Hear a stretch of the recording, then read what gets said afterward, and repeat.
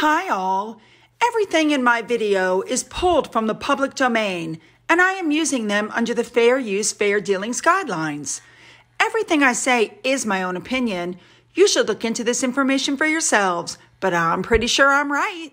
Morning, everybody. Oh my goodness. We have William, we have Catherine, we have Charles, we have Anne, and we have Harry and Meghan. Of course, things are happening behind the scenes as always, so we have a lot to cover. So let's just jump in with both feet and get there, shall we? Let's go. We're going to start off giving our condolences to the Shipper family. Ziggy Shipper passed away on his 93rd birthday. For those of you who don't know who he was a Holocaust survivor. His entire family was wiped out in the Holocaust. He met Catherine and William. They became good friends. He dedicated his life to educating people about what happened during the Holocaust. And all I can say is what we usually say: may his memory become a blessing. We're going to move on now to Princess Catherine, the Princess of Wales. She hosted a reception for the England Wheelchair Rugby League team at Hampton Court Palace. She looked as gorgeous and flawless and very relaxed considering what's going on about her. But the outfit she was wearing, I believe, is the burgundy Roland Moray suit that she wore when she visited Greentown Labs in Boston at the end of last year. I could be wrong, but I think it's the same outfit. Anyway, as I was saying, she walked in, she looked very relaxed and at ease. I think she's melding into the role of being the future queen. You know what I'm saying? I think she's there. Anyway, she was her typical self. She looked gorgeous. The reception looked like it was a lot of fun, and it looks like everybody had a great time. And for me, that's the most important thing, that and the fact that she brought attention, because you guys know that's what the royals do. They don't do things for themselves. They bring attention to other things. And it's in bringing attention to other things and not to herself, which is why Catherine, it's being reported, was able to raise £20.4 million last year for charity. Way to go, Catherine. Some of these articles kind of get me, because basically what this says is Catherine wore that burgundy suit because she's still showing off from the Christmas where, you know, everybody wore the burgundy suit, and they said that that was a snub at Harry and Meghan because they said that the royals couldn't wear the same color, and she's taking selfies with people. Well, maybe she's just doing her job. Next up, we're moving on to Prince William. He met with the homeless charity in London, previously visited by his mother. It would appear that homelessness is going to be William's big thing this year towards his work, and he went to this youth homelessness charity called DePaul UK. This charity specializes in supporting young people who are usually the most vulnerable in society. Again, like Catherine, this is something that's close to his heart, and that William is really, I don't know what the right word, that he's really invested in, I guess is the right word. We remember when Diana took him to sleep on the streets, you know, so that he could experience homelessness when he was a young kid.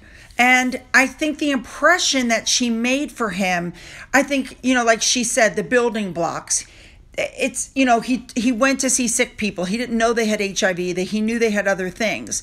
She took him to sleep on the street. So he has firsthand knowledge of what it's like for these people day after day in the position that they're in. Apparently, this was also close to Diana's heart.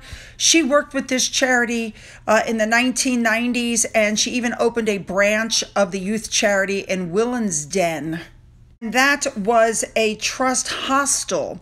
She had engagements with them in 1990, 1993, and 1995. William has said he wants to give the next generation less chance of being homeless. We know that he went out with some people and sold that big magazine, remember? And he kept his friendship with this guy too, by the way, brought him a birthday cake and everything. Anyway, the charity was very thankful for William being there and put up a Twitter post. Very nice, William. Secret Weapon Sophie has risen. Yes, she was at the newly refurbished Ascot Hospital. She went around, she met with staff, she met with some patients, she toured the surgical ward, the anesthesia room, the recovery room, and she opened a beautiful plaque that was the same color as this gorgeous outfit that she's wearing. Her birthday is apparently the next day, and they gave her a card and flowers, and apparently the visit went well. I, for one, am very happy to see her out and about again. Welcome back, Sophie. Next up, we have Camilla. All I can say is this is the book that's coming out about her, written by Angela Levin. We're not talking about some put-together thing with a ghostwriter. This is an actual, factual book about Camilla. I highly recommend you get it. Moving on to Princess Anne, First Minister Nicholas Sturgeon welcomed Princess Anne to the dedication of the Jubilee Wood, which was created for the Queen's Platinum Jubilee. Very nice. Next up, the Poppy Factory put this up. They're welcoming Princess Royal to Lady Hague's Poppy Factory to officially reopen the campus after it was refurbished. They showed her the poppy making process and the new exhibition space, as well as their micro museum. Now, talking about Anne, we know she just returned from the funeral of the king in Greece. We know she was also recently in Cyprus. She's all over the place. That's why she's considered one of the hardest working royals. Well, leave it to Harry to claim that the hardest working royal list is rigged. Yes, forget the fact that she does investitures. Forget the fact she's flying all over the place. She was also recently in New York. Forget all the work she does. Harry said it's rigged. Careful, Harry, your jealousy is showing. All right, moving on to Charles. The king sent a message to the president of Nepal. There was a recent plane crash in Pokhara. Horrible. Very nice of him to send a message. Now we have some amazing news. Apparently, Charles signed 6 new offshore wind energy lease agreements, and there's going to be a windfall of money. And he was like, you know what? We're giving this to the people with everything going on. I mean, are you kidding? That's fabulous news. These papers kill me.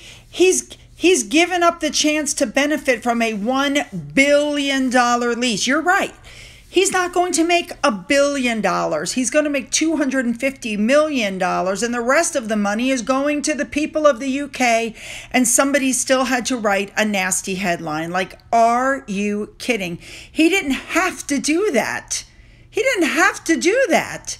But he did it. Can't you guys be happy that he did it? He's handing $750 million for public good to the people of the UK.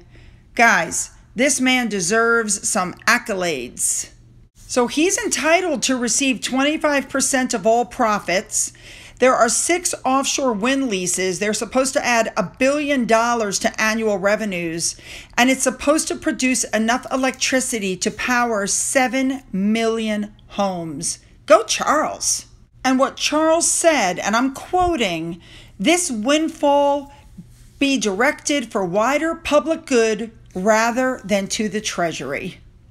And of course, I couldn't help but notice that he's still talking about the environment. This is wind energy, very good for the earth. I mean, he's living and doing what he's saying about the environment, unlike Harry and Meghan, who continue to take private jets everywhere they go, and you never hear a word from them anymore about the environment. They jumped off that bandwagon. They couldn't sustain it because they're never going to follow what they preach to everybody else. I love it. All right, moving on to Harry and Meghan. It's being reported that they're getting the cold shoulder in California. That does not surprise me. It's being said that a number of their high-profile friends have deserted them in the wake of the memoir. Guys, discreetness is the word in California. And if you're going to spew everybody's secrets, then nobody wants to be around you. Now, Jeremy Vine just did a poll. Who did more damage to the royal family, Prince Harry or Prince Andrew? And a new poll says that Harry has done more damage than Andrew does, or that Andrew did. And let's remember, Andrew was never convicted of anything and he never admitted anything. He settled because his family asked him to settle because he was taking all the attention away from the Queen's Platinum Jubilee. Which leads to this next story. Prince Andrew's accuser, Virginia Giuffre, is now facing abuse allegations of her own. Yes, we already heard that she had groomed other women. Looks like she was also abusing them. Wow.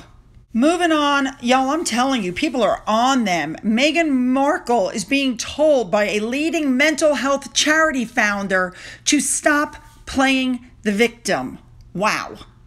Marjorie Wallace is the name of the young lady that founded SANE. She said flat out, I don't like victimhood. I've never played it myself, and I don't think playing the victim card helps. Whatever you're a victim of, and I don't respect people who take victimhood on as a career, which is exactly what Meghan and Harry have done. Victim, victim, victim. All right, moving on. So now it's come out that Camilla is more popular in the United States than Meghan Markle. And that is saying something. All the money spent on PR, all the work they did, and it's not going well for them. You know, I have to agree with this Twitter user. Finding Freedom, Oprah, Netflix, Spare, The Me You Can't See, The Cut, Variety, and every time you open your mouths, it gets worse for you and you haven't learned. And now this news came out that they're actually planning a tell-all movie. Like, are you kidding? It couldn't get any worse than that. Like, seriously. I mean, it's saying something when the demographic of 18 to 25, the demographic that you've been so counting on and that so loved you, has now turned on you, doesn't really think that much of you anymore. And in fact, that same demographic, now it's coming out, has decided that you should lose your titles. I mean, when are you going to learn that you're just shooting yourself in the foot, like you can't see the forest for the trees, if that makes any sense? I mean, the UK perspective, everything is showing that the United States is, they're on a free fall, basically. Now, Hollywood elite has absolutely turned their backs on them and is making jokes of them. Jimmy Kimmel, who's friends with people like Jennifer Aniston, you know, the upper echelon of Hollywood, doesn't want anything more to do with them. And they even took pot shots at Diana. Now, what does that tell you about how far their star has fallen? Interestingly enough, the story is that Harry, the reason he didn't go on Jimmy Kimmel is because Harry looked on social media. Now remember, he's supposed to be off social media, and he saw some stuff that Jimmy Kimmel put up and he didn't like it, so he pulled out. So Jimmy Kimmel decided he was just going to take the piss out of him, and he did. Now in the meantime, these polls have come out from the UK showing that Harry and Meghan, their popularity is in an absolute free fall. Like, it's dropping like crazy. People who used to back them no longer back them. Now, Neil Sean even came out and said that all the talk shows that Harry went on were absolute flops in the ratings. It's just not going well for them. And now it's come out that Prince Charles is feeling no pressure to give Harry and Meghan an apology, especially after he saw the way they treated Jeremy Clarkson. What did I say? They shot themselves in the foot again. And now to end this video, I wanted to show you what, according to Taz, put up, because even the certain toy companies are trolling Harry. Yes, silence is golden. Oh my God. All right, you guys, you know what I want. Leave those comments. Don't forget to hit the subscribe button. If you've already hit the button, double check and make sure that it's still on there, okay? Now, also, don't forget to go up into the description box and get the links to my Twitter, my Getter, my Rumble, my email, and my Patreon. Just in case something should happen to my channel, you'll have access to everything, and you'll be able to find me. That's the most important thing. If you've donated to the coffee fund towards the fundraiser, thank you very much. If you've donated through the thanks button to come to me, thank you very much. And as always, you guys, have a great day.